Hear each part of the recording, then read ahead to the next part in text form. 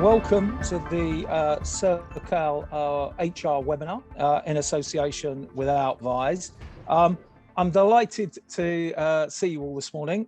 We've got a fantastic lineup of people to share their views, expertise, and hopefully stimulate some debate and conversation. So as we go through today's webinar, we'd be really keen for you to post comments, questions, views, opinions in the chat box at the bottom of your screen. So anything that sort of leaps to the front of your mind as we're proceeding, just drop it into the box. Doesn't matter how big or how small. I'm really keen to get you to participate and engage. The subject matter for today's webinar is the growth of flexible executive talent and what this means for HR leaders. So that's what we're going to be talking about. I've got three outstanding people that are going to be sharing their views and opinions with us today. Before I introduce them, I suppose I should introduce myself for those of you that don't know me. My name's Kevin Green. I'm an ex-HR director and chief exec of the professional body for the recruitment industry in the UK, the REC, for 10 years. I'm now the chair of Circal's advisory board, and I'm the host for today's conference.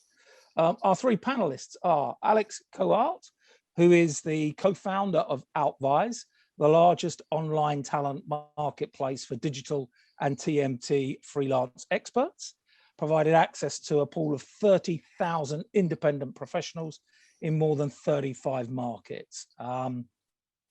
Through his leadership role at Outvise, Alex has become an expert on how talent on-demand marketplaces are transforming companies and helping them engage, attract, and retain flexible talent so that they become more agile and efficient. Prior to Outvise, Alex has worked as a management consultancy at McKinsey, Oliver Wyman, and Accenture. Welcome, Alex. Thank you. Up second is Melanie, Melanie Still. Melanie's a former HR director and now an interim people change and transformation leader and board advisor.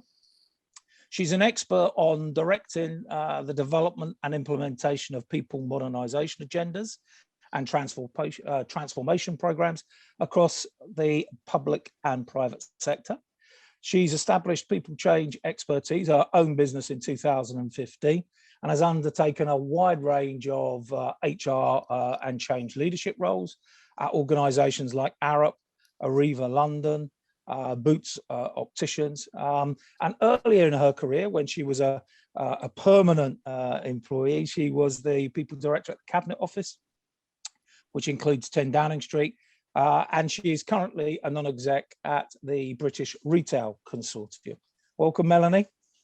Morning, everyone. And up third is Patrick Hubler, is a digital transformation expert and has been acting as a freelancer and contractor for the last 7 years. He started work as a software engineer in the medical technology and since 2007 has been working with and in online businesses. He's worked for companies like Scout24, Axel Springer, and works in areas like data privacy regulations and app development and responsive websites. So welcome, Patrick. Hi. Fine. So I'm most probably just going to give us a little bit of context and then get you to give us some feedback, and then we'll start our conversation. So I think one of the questions that, why are we having this webinar at all? What's the purpose? Well, I think the first thing is that in the UK, we can see that 5.8 million people are currently working flexibly. Now, that's 15% of the whole of the UK workforce. And a vast majority of those are working as contractors, freelancers, and interims. They may call themselves a whole range of different titles. So I suppose the starting point is this isn't a fringe issue. This is now mainstream. This is how a lot of people choose to work and how a lot of organizations engage talent. The second data point, perhaps to kick us off or to set the scene, is that in a recent study by the Staffing industry analysts of large corporate organizations, 34% of these large, both in North America and in Europe, 34% of the workers currently engaged within those organizations, and there was over 1,000, were working as statement of works consultants, contractors, freelancers, or interims. So if you start to think about that, the number of people now choosing to work this way, and the percentage of people within our workforces that are currently not permanent employees, but coming in to do a project or a gig, is now becoming, very pervasive, and it is really now a mainstream issue. The reason why I think we've decided to do this webinar today is, for a large percentage of HR practitioners and leaders, when we talk about flexible resource, it's seen as something which is, for them, maybe on the edge or on the periphery. We don't talk about the attraction strategy. We don't talk about how do we retain talent. We don't talk about how do we engage and get the best from the people that are working with us flexibly. It's often something which is managed by procurement, where end hire or end managers do a lot of the hiring. So it's not seen as a strategic issue. So that's what we're going to be talking about today. Why has that occurred? What should HR leaders be doing? Just three or four insights in terms of why this has become such a, an important issue and has grown so exponentially fast. First one is labour market shifts. And when we see in the UK, but across Germany, most of Europe, that there are deep skill and talent shortages, even as we have a rising unemployment. Most organisations are still talking about their difficulty in attracting digital marketeers, some sales and business development people, certainly technology roles, anything to do with engineering, and that's pervasive. So we've got this shortage of talent, and again, one reason why organisations look to bring in people on a short-term basis.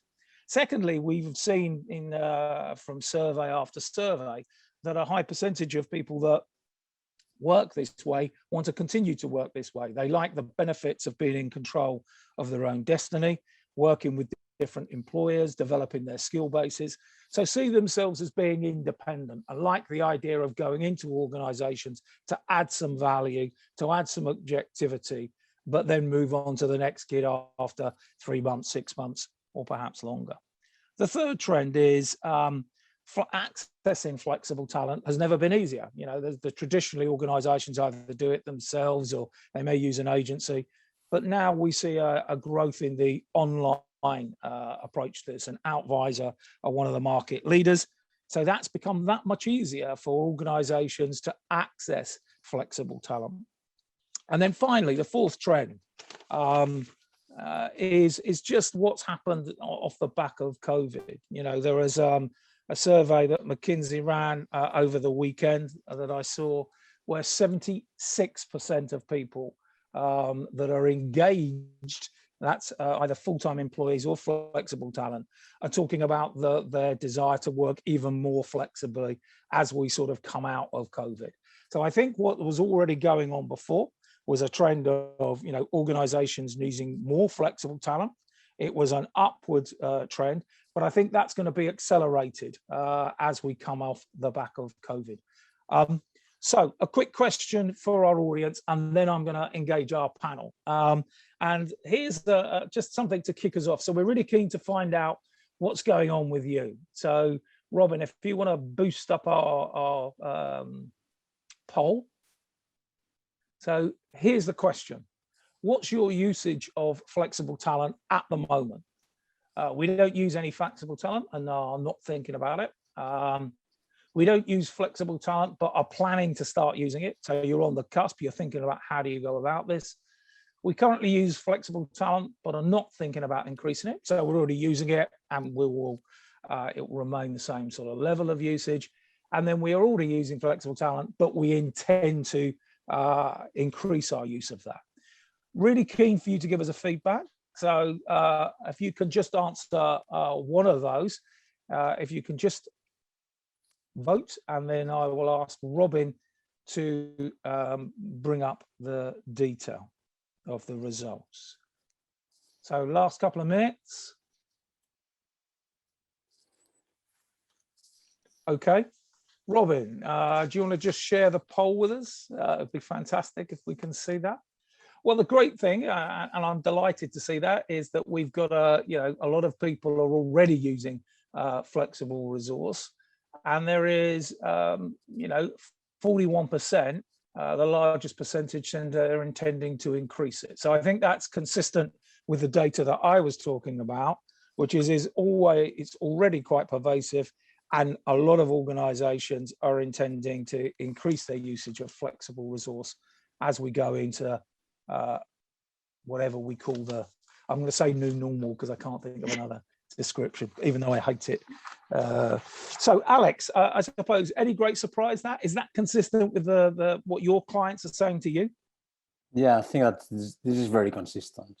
What I would have expected is most of the audience being in a situation where starting to use flex talent and increasing the usage.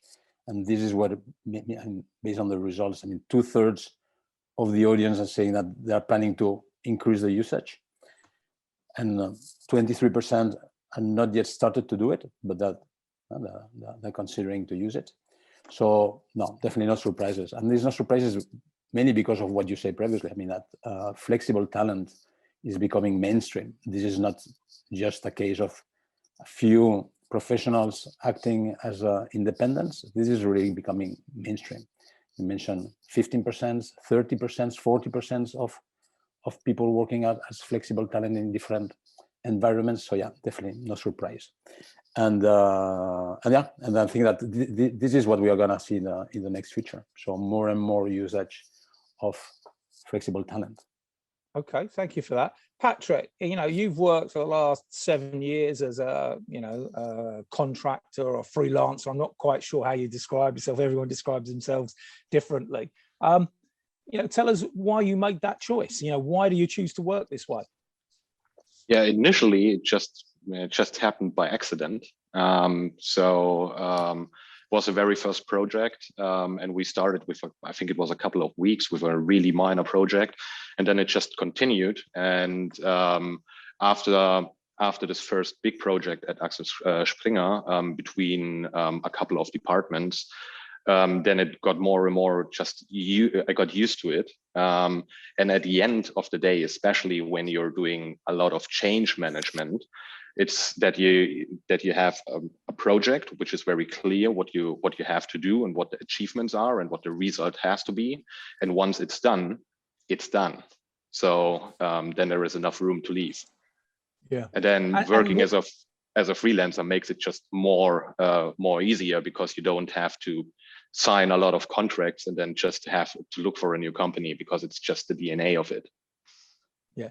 And so what is it that you love about it? Now you've got used to it, you've been working this way is it the flexibility? Is it the opportunity to work intensively in one organization? Is it the ability to work within different cultures, within different organizations? What is it that you enjoy? Yeah, for me personally, to have the opportunity to have a look to very different companies, very different cultures. So I started in Germany, but already had projects in the US, in the UK, and that's the most interesting part, to experience different cultures and working behaviors.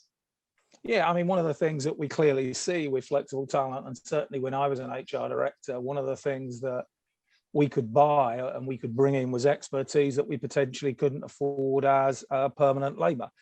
We wanted to bring in expertise, deploy them for a period of time, and then allow them to move on. So they're bringing expertise and skills, developed in a range of different employers. And that for us was one of the great advantages. So let me ask you, Melanie, so you've operated as an interim HR director and people change transformational leader over the last few years. Why have you chosen to work this way? Because there's a shortage of great HR leaders, and I know you well, so you could certainly get a permanent job if you wanted to. So why are you choosing to deploy your services in this way? Yeah, it was a very deliberate decision to move into the interim space. My main rationale for it, I really enjoyed the change and transformation elements of the role more, I guess, than the operational business as usual. And as an HR director, I saw that there was a situation where it was very hard to do both exceptionally well, and felt that I could help other HRDs, MDs, CEOs to drive that people change agenda. So for me, it wasn't about the myth of lots of holidays, although I am currently having a little bit of holiday for the first time in 18 months, but or that you earn mega money, because that's another myth, which I'm sure we'll come on to. But it was the level of independence as well, because I think when you drive, back to what Patrick was saying, I think, you know, when you drive change and transformation, being outside of that corporate world of where you have to have a very clear view on lots of the other parts of the people agenda, I have to be aware of it, but my focus is delivery and execution of that change and transformation. And therefore that's my total focus. And so that affords me the luxury to go in, get the delivery done, and as Patrick quite rightly says, you know, remove yourself again and don't become part of the furniture, because that is not what interim contracting freelancing is about. So, I mean, Patrick's talked about some of the benefits. I wondered if you want to just tell us what you think, you know, for you personally, what some of the benefits are working this way, but also tell us a bit about the downside. You know, there's always two sides to these things. Are there things that, you know, are more difficult? So tell us first of all about the benefits, the things that you love about working this way, and then tell us about a couple of things that you think, oh, they're a bit of a frustration or a bit annoying. Melanie? Oh, sorry, for me. So benefits is the level of independence and really feeling like you can focus on a change agenda and on output. So nothing to do with a job or a role. There's very clear, I always say when I go into a new client, what does the world look like for you 6 months, 3 months in advance? Can't do less than that, because it takes a little bit of time to drive change and transformation. And then having that clear focus and not having a clue how they're going to get the organization from A to B is it's hard, because you've got to hit the ground running, but I love that challenge. I love the flexibility, as Patrick says. I've been in multiple different companies now. You have to hone your skills, hit the ground running, understand the culture, and still execute and delivery. No excuses. The downside is, I mean, I'm sure Alex will come on to talk about this, but it's strange. When you're in organizations, you can see how much shortage of particular skills there are.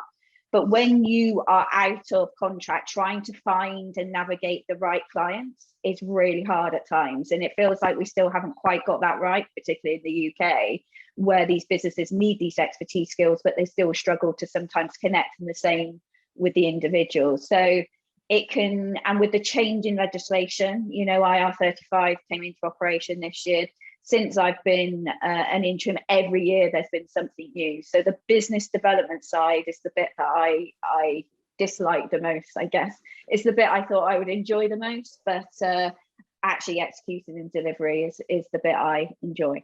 Okay, yeah. and one of the things, and that's why we are there, yeah, the marketplaces. Yeah, absolutely, Alex. We'll come to that in a moment. I'll give you an opportunity to come back in on that. One of the things I suppose that we see is in the UK, but also in other governments across Europe and even across the world, there's a view that both employers and freelancers are working this way, you know, because they pay less tax, you know, and I'm not sure that's really legitimate. I think it's much more about the requirements rather than some kind of, you know, quasi tax avoidance. I suppose I'm just interested in your take on that, Melanie and Patrick. I mean, neither of you mentioned, well, this is great, because if I work this way, I don't quite pay as much tax as I would have done if I was an employee. You know, there's a marginal benefit, but it's not what drives you. Patrick, do you want to go first? Yeah, no, definitely not. So at the end of the day, it's just it's just another way of how you get your money.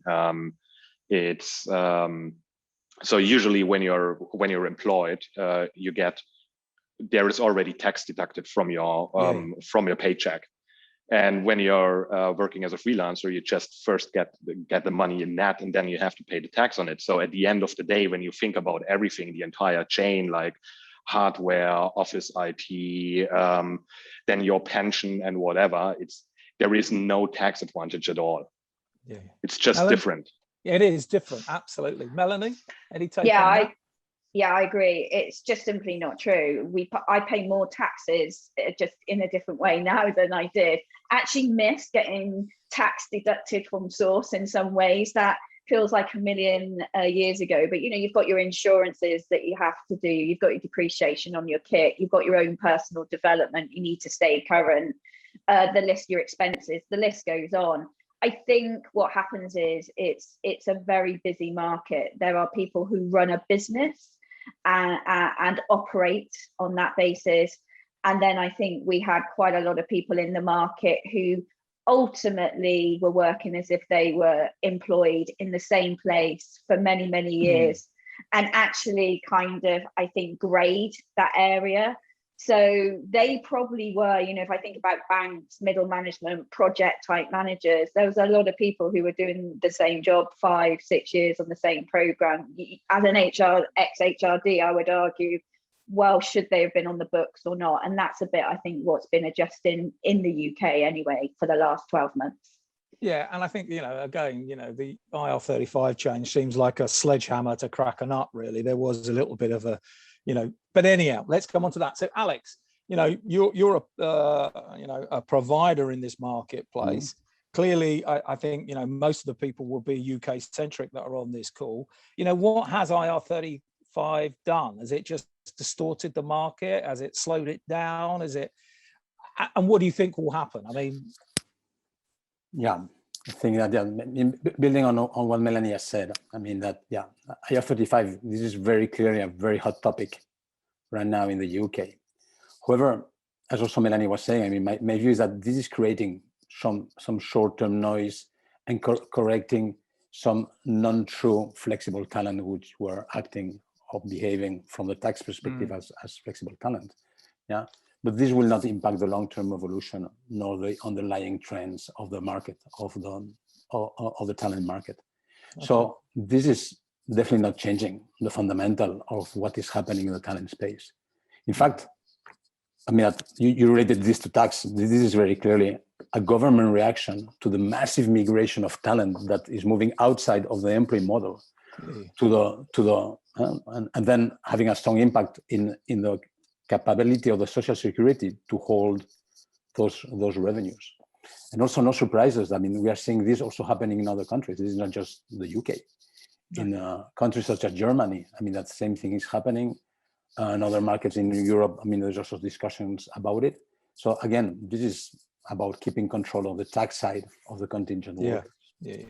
But and it does create some difficulties for employers in the short term, but I don't see it changing the fundamental drivers of flexible resourcing. In fact, I think it may simplify it in some ways, and once we're through it, I think it will most probably aid greater use of flexible resource. Yeah. Patrick, quick question for you, and then I'm going to start to get into the HR bit with you, Melanie. But Patrick, one of the questions I suppose for you is, you know, do you think the growth in flexible work is coming through organizations just doing more work as projects? You know, if you look at organizational structures and the way in which work is now done, you know, this idea that you bring together a team of individuals, whether that's internally or externally, very clear objectives and outputs, you throw them together, you get them to work collaboratively, they achieve their objectives, and then it's disbanded, you know. So that sort of, I don't know, I suppose TV production was always the way in which we thought about that, where you bring together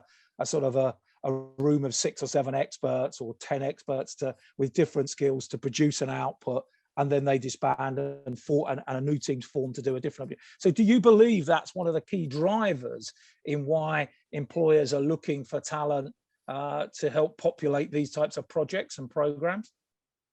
Yeah, it depends a bit. So if the younger the company is, I think it's more, they are used to build specialized project teams in a truly agile company structure. It is usually like this, that you organize your project based on skills. Yeah. So the older corporates, they really try hard to get more flexible, but everything changed, especially in the last 20 years. So 20 years ago, the target was that when you hire people, that you give them a path how they continue in their career over the next 20 years. And this is not the topic anymore. And so they have to change because everything gets more flexible.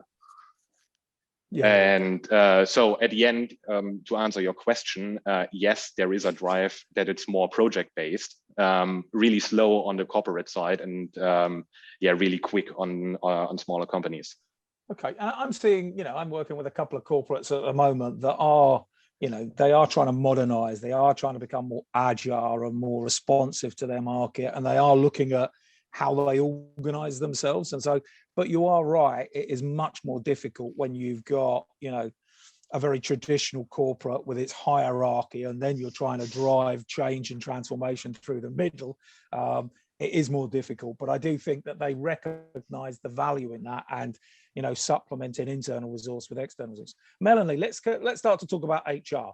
Audience, I've got no questions yet. I can't believe that we haven't stimulated any debate so far. So I'm keen for you to comment, give us some views, any questions for Patrick, Melanie, or Alex. So Melanie, the thing that I'm really interested in is when I look at HR or people strategies in many organizations, this sort of subject is just ignored. It's never amplified. It very rarely is talked about how do we attract, how do we get the most from our flexible resource, how do we seek to retain it. So if we found brilliant individuals that add lots of value, how do we find a way in which we, they want to keep coming back to us? So that whole employee brand or proposition. And I don't quite understand, particularly if you think about that data early on, that 30% of your workforce is working this way. And from an HR perspective, we sort of ignore it or don't talk about it or don't action it. I'm just keen for your views and opinions on why that is, and is it changing? Yeah, I think it's a really good question. I think it comes back to history. You started off by talking about commercial procurement for some reason, which you expect me to say, which is confusing for me. Some HR functions believe any kind of flexible workforce is outside of their remit and is very much left to the local leader, a company to source and sits outside. For me, if I go back to when we were in Cabinet Office number 10, I had 11 very different business units all operating. So I had, we were creating the government digital services, so very new, looking at how we were going to transform, systems and data across 21 departments. And then we had, the policy divisions, which we needed people who had that really good, sound knowledge of public service policies. And the skills that you needed were like chalk and cheese. And so, one of the things we did from the outset was create a workforce plan, with the leaders of those business units, and started to really get into, what skills did we need to buy? What skills did we need to borrow? Because we were in the luxury that a lot of people wanted to come in, not forever, but to come and work in government, particularly in the heart of it, and have access to, top ministers. And what talent did we need to develop? And kind of taking that holistic approach from the business strategy and doing it on a longer term basis, but also reviewing it every quarter, because the amount of churn, some might say more churn now than there's ever been in government. You can't do it for 3 years and expect it to come. But when our whole ethos was we were going to develop digital skills for the future, and didn't want to rely 100% of buying that in or borrowing it of the future. But we took a decision that we were going to be honest. At that time, ministers were very keen and very against, contractors, and, why are we paying these high rates of people coming in? We should have these ourselves. And the education process was, we will always buy some of these skills in, because it's unaffordable, and B, you don't need them forever. But there should be this group of skills in the digital transformation space, which we should have in-house, which we should be able to deploy flexibly and loan out to other departments. And getting the leaders to take a break from the craziness of what a minister was after from them that day, to just stop and reflect, allowed us to start to plan what is it we're going to need for that future. It also allows you to look at things like, you know, where's the source to get these skills? What's the best way to do that financially? You know, okay, we don't need to go and buy those skills in, because although this person doesn't look like the right fit on paper, actually as part of their development, we've been working towards that for them. And each of the 11 business units, their workforce plans, what was uber scary when you looked at them, they couldn't be more different. So then when you roll that up to, you know, what does that look like across?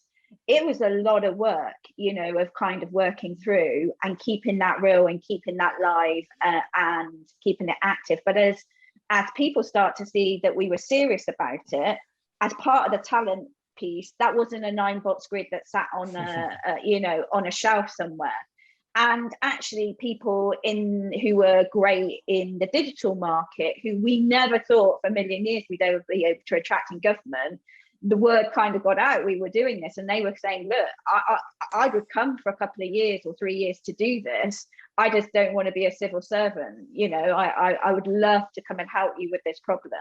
So I think if you can address it as a holistic issue rather than just picking off different sections of it. Because the thing that's interesting for me, Melanie, is if you do the workforce planning and you do stand back and reflect and think about this issue, which is what skills do we not want to develop or we can't afford to hire, but we need to bring in for a short space of time, that it means you're in control. And quite often when you go into organizations, they haven't really ever thought about this issue. They haven't asked the big questions, the strategic questions about where do we find them and should we just buy them in?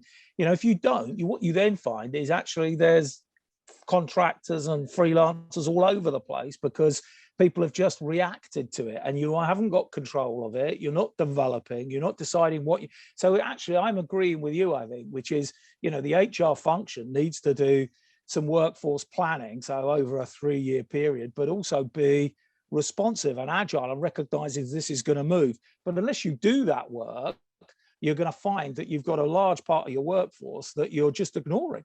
And that can't be right, can it? You know, in terms of deployment of outcomes and results.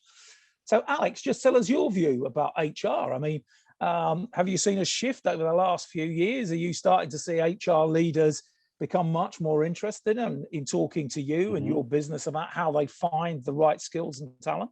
Yeah, sure. I mean, we're definitely seeing a change there. And we are seeing that most of HRs today is having their agenda the flexible workforce theme. However, a different thing will be to what extent they are leading this area. And as Melanie was saying, I mean, what we're still saying is that both worlds of employees and flexible talent are disconnected.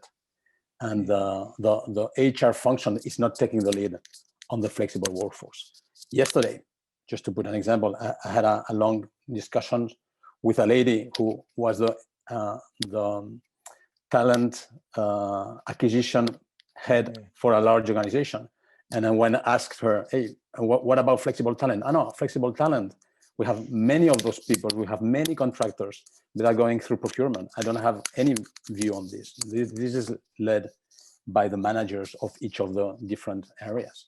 So what HR should be starting to think about is really having this holistic view that Melanie was saying and bringing together all the different talent sources. And flexible talent is becoming a major source. In more advanced markets such as the US, what we are saying is that they are not having this kind of discussions we're having today. They are already in a different stage. The discussions they're having is about how to combine from the HR point of view, how to manage the right way both populations together, the populations of employees and the population of flexible talent. So the talent you buy and the talent you borrow, as Melanie was saying. I've got a great question, actually. I think I'll give it to you, Melanie, but other people might want to comment. Beyond workforce planning, what other new capabilities does a company need to put in place to successfully onboard flexible talent? And what would the role of HR be? How to ensure that value is delivered and overall teams benefit from the upskilling? So really, you know, we see the benefit of hiring great flexible talent. We see that, you know, how do we get the teams to recognize the additional skills that they're being brought on, but what should we be putting in place to onboard? Because quite often, I mean, I can remember being an HR director, and people would turn up at sites being engaged by one part of the organization and no one else knew about them and all of that sort of stuff. And because we are expecting this flexible talent to be brilliant, we don't give them any kind of onboarding. We just hope that they find their way across the organization. Whereas we all know that if we can speed up that process and do it effectively, that they add more value that much quicker. So, what should HR be doing, Melanie? I think understanding it is first and foremost. I agree with Alex. It's got to come together in one place somewhere in an organization. And for me as an ex-HR director, I felt the onus was on me to do that. So, and my team, but not own it. So, you've got to work with business leaders on this and have joint accountability, but someone has to start that ball rolling. Otherwise everyone looks at each other, and you end up around the board table with the FCO, with the CFO, the commercial director and the HR director all looking at each other. So I feel like it just has to come to one place and then work with the rest of the people and with the business leaders. In terms of onboarding, for me, it starts way before arriving at site. So I think helping, even if I sign a contract a week before, I think access, instilling, making sure that the basics are in place and it operates quick. Kit is there. Still sometimes feels pretty challenging to day one. We're used to having to hit the ground running. I mean, that is part of what you're paying for. But I think if you can have that upfront conversation of what is it that you need, and if you get a really good interim contractor, they'll be ready to tell you. Access will be one of those. Who are the key 5 people I need to speak to? Can you help me kind of navigate that? Have you got any corporate kind of information that just beyond what I've read on your website, which just helps me immerse myself? And as I said, the most organizations, still, although it's got better, and I think it continue to get better with lockdown, that if you can have access to the technology and having the right access to the right team sites or information, that's what you need. So I think HR's role in that is to, as I said, hold the holistic arm, but then work with leaders to maybe help educate them about, look, don't think of them in the same way as an employee, because they haven't got 90 days to do, don't sometimes they say, well, we'll book all these people in. And I'm like, well, I'll find them as I go, but here's 5 key stakeholders I need. And so I feel like if they see it as a proposition of working in partnership, because you're buying a service, you're not filling a job. And I think the more we can educate each other on that and work together, then I think it turns it from this expensive resource to, wow, if I invest in this, look at the output that this business will get. And I also think there's an onus on people like myself that go into organizations to help upskill, to help pass on information, because we're independent. So we have a lot of access or networks. So you change it from a contractor / perm workforce mentality to back to what we've been talking about, which is a workforce which is of different statuses in terms of contracts, but ultimately all going towards the same goal of what that business wants to achieve. So that education process, if we educate HR, they can then help educate the broader business too. And I would say one of the things I've found is that whenever I've gone into an organization, no one ever asks you what you need. And if you've done multiple gigs, actually you can say, give me the 5 key stakeholders, give me the business plan, tell me who's going to be on the project team, give me the emails, let me have the, and I can get on with it. Patrick, from your perspective, let's just talk about this, talk about your best induction, who's got you up to speed the most effectively, and what did they do? Yeah, so as a recap of most of the projects, it's usually the department who hired me. So it was in none of the companies, it was an HR topic. So, and the only process they are doing is usually in the corporates is that they talk to HR and request a new headcount. but put in the maximum salary as low as possible to get the approval for external people to hire them. And so usually it's really department driven and not from an entire strategy of the company. Yeah. But how good, have you had a good experience of an organization that's really, you know, helped you hit the ground running? So had really thought about how to bring you in and get you to deploy your expertise really quickly. And I'm sure you've had some examples of where it's been the other way, where it really hasn't worked very well. No, to correct this, it worked in every single company, but it was not a holistic process of the corporation. It was usually handled within the departments. And within the departments, you have small and agile teams in most of the cases. And then the onboarding was quite well. So because you know from the conversations before what the topic is, and then you get, as Melanie said, a couple of stakeholders, and then you just work yourself through the company to get the information what you need. Okay. All right. Alex, I suppose the question for you really is sort of building on this point, which is, you know, the organization beginning to recognize that it needs this. So are, you know, platforms like yours making it easier to find talent? And I suppose, you know, long term, do you see there being, you know, is the sort of traditional employment model under threat? Is it at risk because we're going to get so much better at finding skill and capability and bringing it into our organization for a short period of time and allowing it to go off? So are we going to see the organization fundamentally changing, you know, whereas historically people spend a long time quite often within one company? Do you think it, you know, so first of all, two questions there. One about the change, and is it easier because of platforms like yours, Outvise? And secondly, do you see a fundamental change in terms of the organizational employment model? Definitely. Yeah, I like the question. Yeah. So the answer for the first question, the answer is yes, sure, definitely. I mean that marketplaces such as Outvise, we are there for this, to make it easier to find flexible talent. In fact, what we do is removing market frictions. I mean, compare the average 40 days you need to fill a permanent position to the 48 hours it takes if going through platforms such as Outvise. So what are we mainly doing? We're mainly providing a fast matching, certifying and validating the candidates so you get really the good one, facilitating the onboarding as one of the key topics that you were mentioning previously, but also simplifying all the paperwork and administrative stuff. So with this all together, we do add a lot of agility and efficiency to the market. In fact, I mean, let me just take the example of an external example. So we always compare ourselves to the Airbnb of the talent world.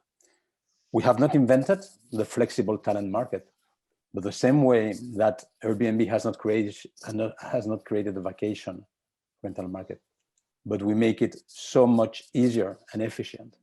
So if today thinking about renting an apartment, I don't know, in Mallorca, I mean, you're gonna be, I mean, no doubt you're gonna go to a platform such as Airbnb. So we are adding the same kind of easiness and efficiency and agility to the market. Regarding the second part of the question, I mean, to what extent this is gonna change the companies do work? I mean that we are a facilitator. We make things easier, and I think that in the long term, I mean, both models, again, permanent employees and flexible workforce, are going to be there and going to be living together. But for some specific positions, I mean, think about, again, we discussed digital transformation, agile teams, for example, data scientists. I mean, positions that are very difficult to find. Think again about these weeks or months that you need to fill this position going the traditional way compared to 48 hours, 24 hours if going the marketplace way. Yeah. So definitely in those cases, I mean, traditional employment is going to put under a strong challenge. Okay. And I think you're right. It's going to be a hybrid. I mean, that's a popular word, but we're going to end up with organizations with more people coming in and coming out. I've got a question actually, and I suppose for you, Melanie, what's the most valuable information and service that HR needs from a flex supplier? So if you were going in as an HR director and an organization that was going through a transformation, you need skills like Patrick's, digital transformation, a whole range of different things. What is it that you would want your service providers to help you with? What is it that's critical? I think for me, when it works the best is when they understand your culture.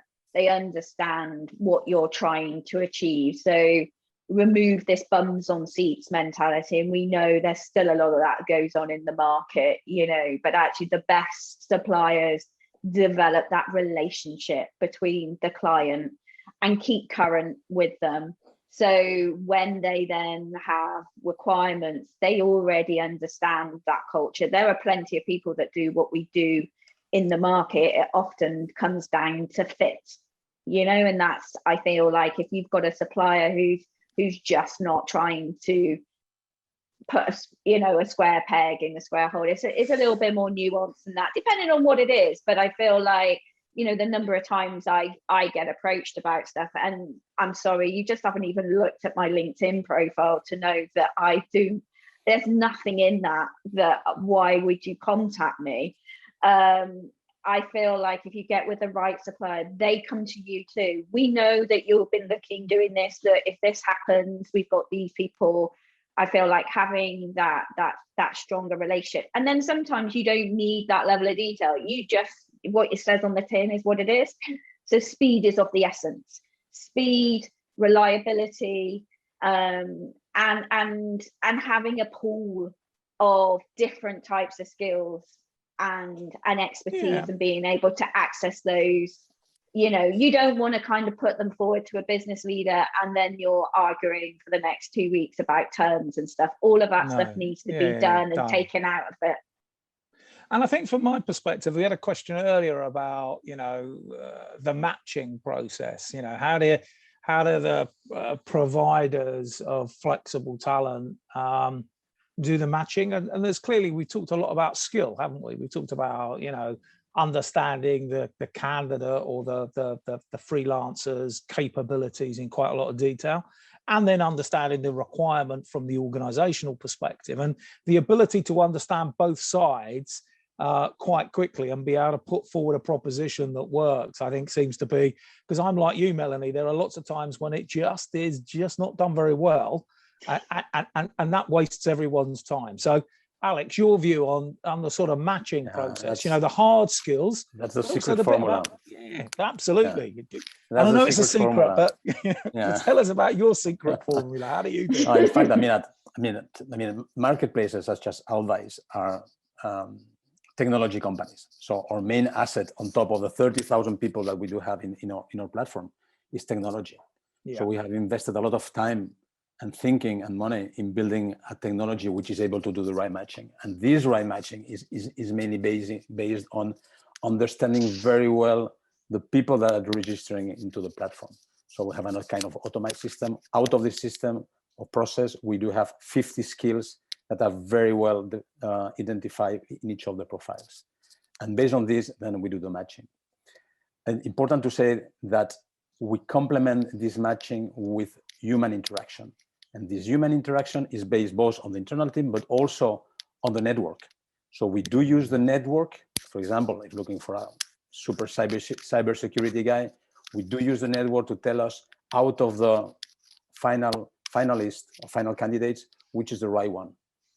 Okay. So all together, but as this is based in technology, all this happens in 24, 48 hours. So in 24, 48 hours, out of the 30,000 guys, we really identify the 2 guys or 4 guys, no more than this, that are really the very good guys to perform a job. Yeah. Okay, that sounds great. I mean, I think that is the key. The key is speed, which you've talked about and Melanie's talked about. And again, if you're looking for a gig, you want to be put forward for stuff, but this ability to get underneath the hard skills, the technical capabilities, and be able to match those, but then have that human bit, which is, what are you looking for from a personality? What are the types of people? What's the culture of the organization? How are you going to be able to, because you clearly need to be able to deploy your skills and your capability effectively. And I think there is something around,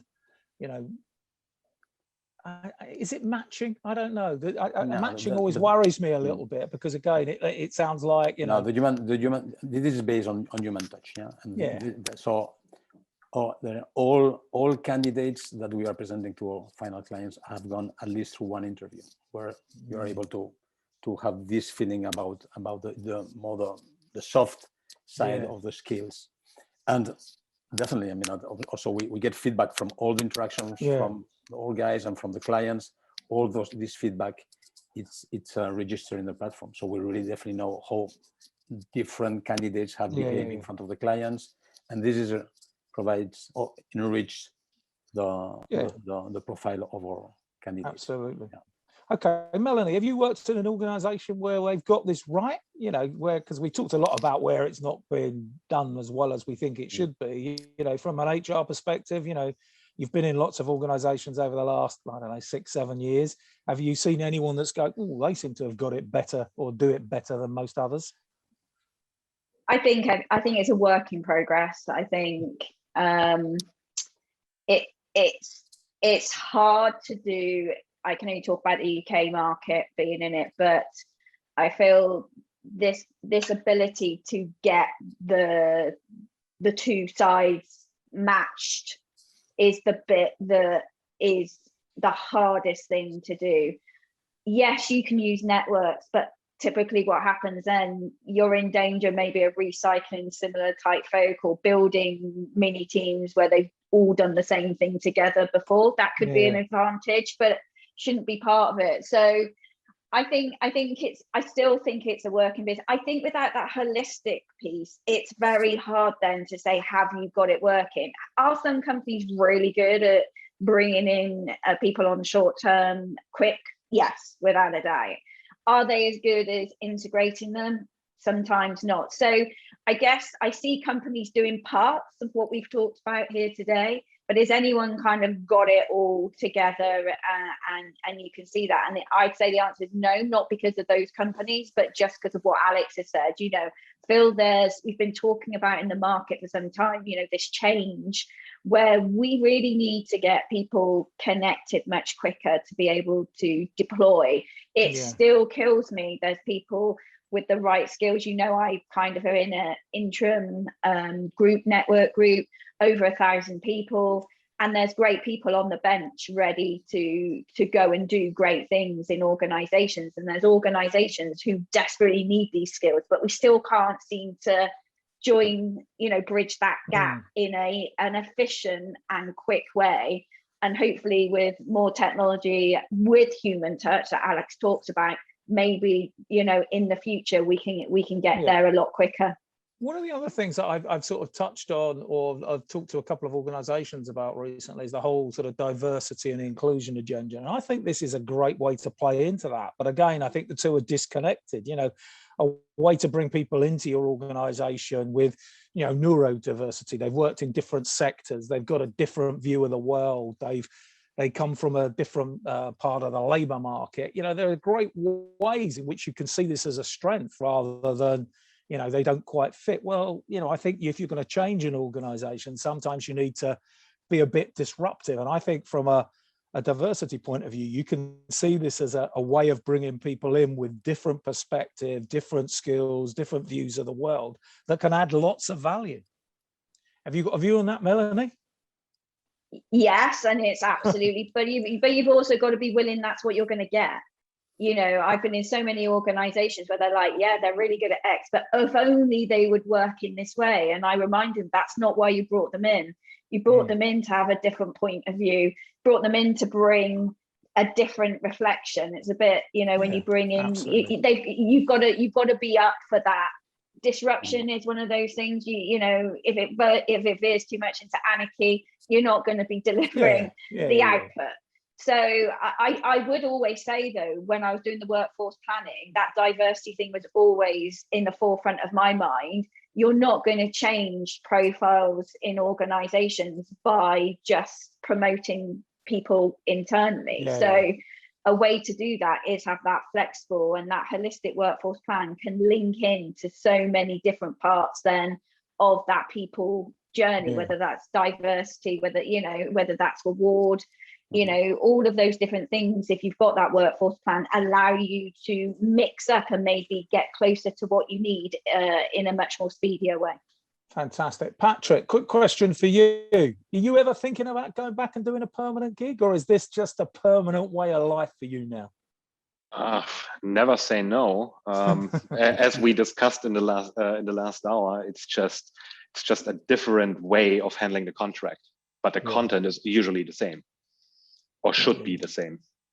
So you never say never, but at the moment you're happy working this way. Any sort of final piece of advice for HR? So if you were looking at this from a sort of holistic perspective, and you work with lots of other people that work the same way as you, what could we do better? What could HR do better, Patrick? How could they make it a better matching process, more streamlined, get people to be more effective quicker? Have a view at a holistic process. It doesn't matter if it's a permanent or an interim position. They should get the same treatment, and you should have the same processes for everybody to get them started and onboarded. I think that's absolutely right. I just think that quite often, performance reviews, how do we engage? Do we ask these people their views and opinions when we run surveys? Quite often these people are excluded and they are part of the organization and they're delivering value. So I think that's quite right, Patrick. Alex and Melanie, let's give you both a chance. What's your one piece of advice to HR? Alex and then Melanie. Yeah, take control of the flex talent, have this holistic view, and use marketplaces. Yeah, we are there for that. Yeah. Melanie? I think to obviously have the holistic view, but don't think of everything in roles. Think of it in terms of output and then what skills you need, and be open-minded. Keep educated. There's a lot going on in the market. You can help your business be that competitive edge by having the right skills. That's not about over focusing on the perm market. Think about the totality. So many amazing great skills out there, but it just takes a little bit of thinking about it in a different way. Get great partners like Alex has talked about, and that makes your life a lot more easier to do that holistic piece. Okay. I think my takeaway, having listened to all three of you, was about, from an HR perspective, think about it. That's the first thing we need to say. This is a big issue. It's not a periphery, it's mainstream. If 30% of your workforce is working this way, how do we attract it? What's the right process? How do we onboard it? How do we get the most when people are with us? How do we get them to feel part of it? How do we make sure that they are included? Think about it as part of your diversity agenda. But I think Melanie's point is the key one. You have to think about this strategically. You have to deal with it from a workforce issue and have some ways in which you're going to partner with organizations to help you find that flexible talent. And I think marketplaces have certainly got a role. It certainly makes it easier to be able to access this talent. I think that's critically important because in today's environment, speed is ever more critical. So if there's any final questions from our panel, from our audience, if they want to just quickly drop that in the chat box. Otherwise, I will close our webinar today. Alex, if you just want to drop your website link into the chat box, that would be excellent. So if anybody wants to reach out to Outvise and talk to them, that would be excellent. Any final questions I'll take. If not, it leaves me to thank Alex. Thank you for spending the time with us. Melanie, excellent. Thank you for your contribution. Alex, great to speak to you yet again and hear a bit about what your organization is up to in this space. And for our audience, thank you for attending. We will put this online, so it will be available. Please promote it to other people in your network. That's one of the things that we recognize is a lot of people do watch this stuff live, but some people, put it out in their network and it's watched hundreds of times in the following couple of weeks. So we'll get this out pretty quickly. Please promote it. If you have any questions, obviously drop me an email or contact me on LinkedIn. Until the next time, to all our friends in HR and people that are members of Circle Network, thank you for attending and we'll see you all again next time.